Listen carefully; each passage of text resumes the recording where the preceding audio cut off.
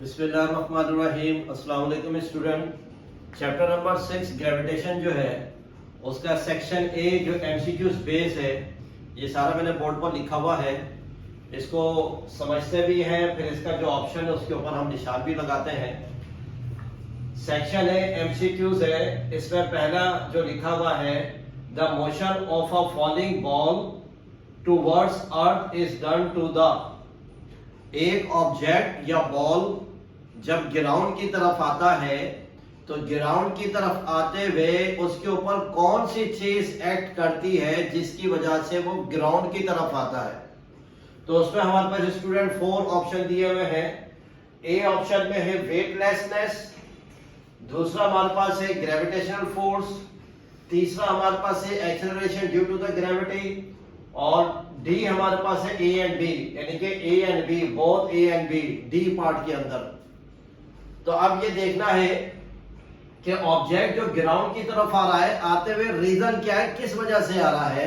तो जाहिर सी बात है, जब भी कोई ऑब्जेक्ट किसी की तरफ जाता है या थ्रो करते हैं तो बाय फोर्स होता है। तो जो ऑब्जेक्ट ग्राउंड की तरफ आ रहा है, अर्थ की तरफ आ रहा है, वो ग्रेविटेशनल फोर्स की मदद से आ रहा है। तो इसका आंसर होगा हमारे पास ऑप्शन होगा बी। फिर हमारे पास है Newton law of gravitation holds between every two object on the blank से, फिर अर्थ, जुपिटर, सी में मून है और डी में हमारे पास है यूनिवर्स। अब ये कह रहा है Newton law of universal gravitation, ये टू ऑब्जेक्ट के बिटवीन में होता है।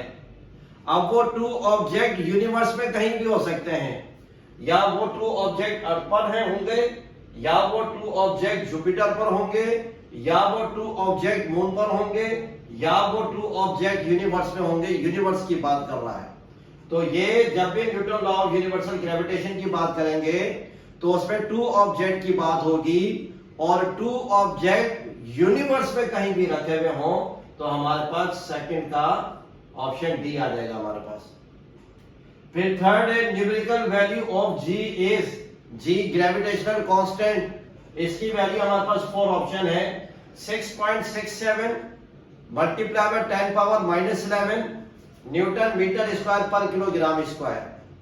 फिर इसी का बी पार्ट है 6.67 multiply by 10 power 11 newton metre square पर किलोग्राम स्क्वायर। फिर इसी का सी पार्ट है, फिर इसी का जो स्टूडेंट सी पार्ट है वो लिखा हुआ है 6.76 multiply by 10 raise to power -11 newton metre square पर किलोग्राम स्क्वायर। और इसका D part 6.76 multiply by 10 power +11 newton metre square पर किलोग्राम स्क्वायर। तो स्टूडेंट ये याद रखें, एमसीक्यूज में भी हो सकता है ये कि ग्रेविटेशनल कांस्टेंट की जो वैल्यू वो हमारे पास कौन सी है, option A 6.67 multiply by 10 raise to power -11 newton metre square पर किलोग्राम स्क्वायर। ये थर्ड का जो है ऑप्शन ए हमारे पास इसका आंसर आ जाएगा। फिर स्टूडेंट हमारे पास है fourth, gravitational field of earth. Gravitational field of earth की जो ग्रेविटेशनल फील्ड है इज डायरेक्टेड, तो वो किस तरफ अप्लाई होगी, वो मून की तरफ अप्लाई होगी, या सन की तरफ अप्लाई होगी, या दूसरे प्लैनेट्स की तरफ अप्लाई होगी। तो अब ग्रेविटेशनल फील्ड अर्थ की जो है वो अर्थ पर ही अप्लाई होगी। तो हमारे पास ऑप्शन कौन से दिए हुए हैं, टुवर्ड्स अर्थ ए में, और बी में दिया हुआ है टुवर्ड्स सन, और सी में दिया है टुवर्ड्स मून, और डी में दिया हुआ है अवे फ्रॉम द अर्थ। तो हमारे पास जो होगा वो किस तरफ होगा, towards the earth. Gravitational field earth की तरफ होगी। फिर स्टूडेंट हमारे पास फिफ्थ है, dash was the first scientist who gave the concept of gravitation. Gravitation का कॉन्सेप्ट किस साइंसदान ने दिया था, किस साइंटिस्ट ने दिया था। तो उसमें हमारे पास 4 ऑप्शन है, आइंस्टाइन, न्यूटन, फैराडे और मैक्सवेल। तो अब हमारे पास जो इसका आंसर है, ग्रेविटेशन का जो कॉन्सेप्ट है वो किसने दिया था स्टूडेंट, वो न्यूटन ने दिया था। फिर इसी का 6 पार्ट है हमारे पास, acceleration according to Newton law of gravitation according to Newton's law of gravitation, force ये जो साइन बना हुआ है, ये साइन इसको हम रीड कर सकते हैं, डायरेक्टली प्रोपोर्शनल भी कह सकते हैं, इनवर्सली प्रोपोर्शनल भी कह सकते हैं, और साइन ऑफ प्रोपोर्शनलिटी भी कह सकते हैं। वो डिपेंड करता है कि इसके बाद वैल्यू कौन सी आएगी। अब ये कह रहा फोर्स इज डायरेक्टली प्रोपोर्शनल, इन चारों में से कौन सा ऑप्शन होगा कि फोर्स डायरेक्टली प्रोपोर्शनल है m1 m2 के, ये पार्ट ए है, और पार्ट इसका ऑप्शन बी जो है 1/r², और सी है r², और डी है बोथ ए एंड बी, यानी कि डी के अंदर कह रहा है कि ए एंड बी, तो दोनों हमारे पास चारों में से कौन सा ऑप्शन होगा। पहले इसको हम डिस्कस कर लेते हैं कि force is directly proportional to the product of their masses, तो इसका मतलब ऑप्शन ए भी आ सकता है। फिर force is inversely proportional to the square of the distance, तो इसका मतलब ऑप्शन बी भी आ सकता है। तो अब हमारे पास 6 का जो आंसर आएगा, 6 का जो आंसर आएगा या ऑप्शन आएगा वो कौन सा आएगा स्टूडेंट, वो डी आएगा हमारे पास। फिर नंबर 7 है gravitational force is always a में रिपल्सिव, बी में अट्रैक्टिव, सी में नन ऑफ दीज, NOT का मतलब क्या, नन ऑफ दीज, और डी में बोथ ए एंड बी। तो हमारे पास जो है ग्रेविटेशनल फोर्स हमेशा जो है ये रिपल्सिव के काम नहीं आती, बल्कि किसके काम आती है, ये अट्रैक्ट करने के काम आती है, तो अट्रैक्टिव फोर्स कहलाएगी। फिर नंबर 8 है numerical values of dash remain constant everywhere, तो इसमें ये हमारे पास 4 ऑप्शन है। ये कह रहा है जी की जो न्यूमेरिकल वैल्यू है वो हर जगह कांस्टेंट रहती है, पूरी यूनिवर्स में कांस्टेंट रहती है, तो उसमें option A G, option B G, option C F, option D W यानी कि वेट। तो इसमें हमारे पास क्या होगा, इसका जो न्यूमेरिकल वैल्यू ऑफ जी की जो वैल्यू है वो पूरी यूनिवर्स में सेम रहती है, तो इसका हमारे पास कौन सा 8 का जो ऑप्शन आएगा वो बी आएगा। फिर स्टूडेंट नंबर 9 है gravitational force is dash of the medium between object. अब ग्रेविटेशनल फोर्स जो है वो मीडियम से इंडिपेंडेंट होती है या मीडियम के इंडिपेंडेंट होती है। तो अब इसके अंदर हमने क्या देखना है, ऑप्शन ए में इंडिपेंडेंट है, ऑप्शन बी में इंडिपेंडेंट है, ऑप्शन सी में सी एंड बी है, ए एंड बी है, और डी में नन ऑफ दीज है। अब इसको हम डिस्कस कर लेते हैं कि ग्रेविटेशनल फोर्स जो है वो मीडियम से आजाद होती है, क्योंकि यूनिवर्स में रखे हुए ऑब्जेक्ट कहीं पर भी हो उसके ऊपर ग्रेविटेशनल फोर्स अप्लाई होती है। तो इसका मतलब ग्रेविटेशनल फोर्स जो है वो इंडिपेंडेंट होती है, मीडियम से इंडिपेंडेंट होती है, किसी पर्टिकुलर मीडियम में नहीं, हर जगह ये वर्क कर रही होती है। तो 9 का हमारे पास क्या आ जाएगा, बी आ जाएगा स्टूडेंट। और 10 है near earth surface g equal to, earth surface के करीब जो जी की वैल्यू है वो हमारे पास कौन सी होगी, ए में 10 है, बी में 1.6 है, सी में नन ऑफ दीज है, और डी में बोथ ए एंड बी है। तो इसमें हमारे पास क्या होगा, ऑप्शन ए होगा। फिर 11 है student Newton's law of gravitation is consistent with Newton's dash law of motion.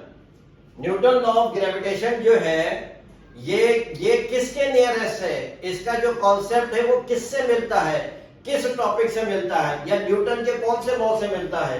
तो ए में फर्स्ट दिया हुआ है, बी में सेकंड दिया हुआ है, सी में थर्ड दिया हुआ है, और डी में ऑल ऑफ देम दिया हुआ है।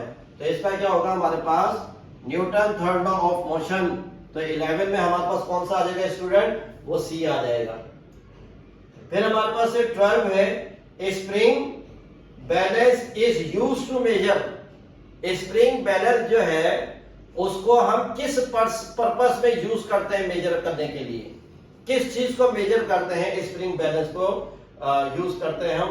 तो इसका जो आ जाएगा, ए का मास है, बी का वेट है, सी का इलास्टिसिटी है, और डी का हमारे पास क्या है, डेंसिटी। तो स्प्रिंग बैलेंस जो यूज करते हैं मेजर करने के लिए, वो किस चीज को यूज करते हैं, वेट को मेजर करने के लिए। तो इसका मतलब 12 का बी पार्ट आ जाएगा स्टूडेंट। फिर 13 है your weight as measure on moon on earth will be dash on moon. अगर आपका वेट अर्थ पर मेजर किया जाए और अर्थ के मुकाबले में मून पर जो वेट होगा, अर्थ के मुकाबले में जो ऑब्जेक्ट का वेट मून पर होगा वो ए में इंक्रीज है, बी में डिक्रीज है, सी में रिमेन सेम है और डी में नन ऑफ दीज है। तो इसका मतलब क्या होता है कि जब कोई ऑब्जेक्ट अर्थ सरफेस पर होगा तो उसका वेट ज्यादा होता है और वही ऑब्जेक्ट जब मून सरफेस पर होगा तो उसका जो वेट है वो कम होगा। तो कम होने का मतलब क्या है कि इसका जो ऑप्शन आएगा 13 का वो हमारे पास क्या हो जाएगा, डी आ जाएगा, बी आ जाएगा। 13 का हमारे पास बी आ जाएगा। फिर स्टूडेंट 14 है हमारे पास, मास ऑफ अर्थ इज, आगे ब्लैंक दिया हुआ है, मास ऑफ अर्थ यानी कि numerical value of mass of earth is, ये हमारे पास 4 ऑप्शन दिए हुए हैं। ए में दिया हुआ है 6 मल्टीप्लाई बाय 10 पावर 24 किलोग्राम और बी में दिया हुआ है 6 multiply by 10 raise to power -24 kilogram और सी में दिया हुआ है 24 multiply by 10 raise to power 6 kilogram और डी में दिया हुआ है 24 मल्टीप्लाई बाय 10 पावर -6 किलोग्राम। तो अब इन चारों में से जो हमारे पास ऑप्शन है वो हमारे पास कौन सा है, 6 multiply by 10 raise to power 24 kilogram. ये हमारे पास क्या है, मास ऑफ अर्थ की वैल्यू है। फिर स्टूडेंट है 15 है, dash is a natural satellite. Natural satellite हमारे पास कौन सा है, अर्थ, जुपिटर, मून और मार्स। मून जो है ये हमारे पास नेचुरल सैटेलाइट है। उसकी वजह क्या है, क्योंकि मून जो है वो अर्थ के अराउंड जो है रिवॉल्व करता है। तो मून हमारे पास क्या है, ये नेचुरल सैटेलाइट है। तो 15 का स्टूडेंट हमारे पास क्या आ जाएगा, ये सी आ जाएगा। और 16 में लिखा हुआ है, a communication satellite completes it's one revolution around the earth is dash hours. Communication satellite जो है वो अर्थ के अराउंड जो वन राउंड रिवॉल्व करता है या वन राउंड जो कंप्लीट करता है वो कितने आवर्स में कंप्लीट करता है, वो हमारे पास ये लिखा है 6 आवर्स में, 12 आवर्स में, 18 आवर्स में, 24 आवर्स में। तो इसका क्या होगा, हमारे पास 16 का डी होगा कि कम्युनिकेशन सैटेलाइट जो है अर्थ के अराउंड जो वन रेवोल्यूशन कंप्लीट करता है वो कितनी देर में करेगा, 24 आवर्स में कंप्लीट करेगा। फिर स्टूडेंट 17 है, the velocity of the satellite is dash of its mass. तो इसमें हमारे पास क्या लिखा हुआ है, इंडिपेंडेंट। ए में इंडिपेंडेंट है, बी में डिपेंडेंट है, सी में इक्वल है और डी में हमारे पास क्या है, डबल है। यानी कि जो सैटेलाइट की जो वेलोसिटी होती है वो मास से इंडिपेंडेंट होती है। वो मास के डिपेंड नहीं करती कि मास होगा तो उसकी वेलोसिटी वो आएगी और मास कम ज्यादा होगा तो उसकी वेलोसिटी कुछ और होगी, नहीं। सैटेलाइट की जो वेलोसिटी है वो इंडिपेंडेंट ऑफ द मास होती है। तो इसका मतलब जो 17 का ऑप्शन आएगा वो ए आ जाएगा हमारे पास। फिर 18 है student, dash are used to put satellite into orbit. Dash are used to put satellite into orbit. Satellite को ऑर्बिट में रखने के लिए, पुट करने के लिए उस जगह तक, तो वो हम किस चीज को यूज करते हैं, हेलीकॉप्टर को यूज करते हैं ए में, बी में एरोप्लेन को यूज करते हैं, सी में रॉकेट को यूज करते हैं या डी में नन ऑफ दिस।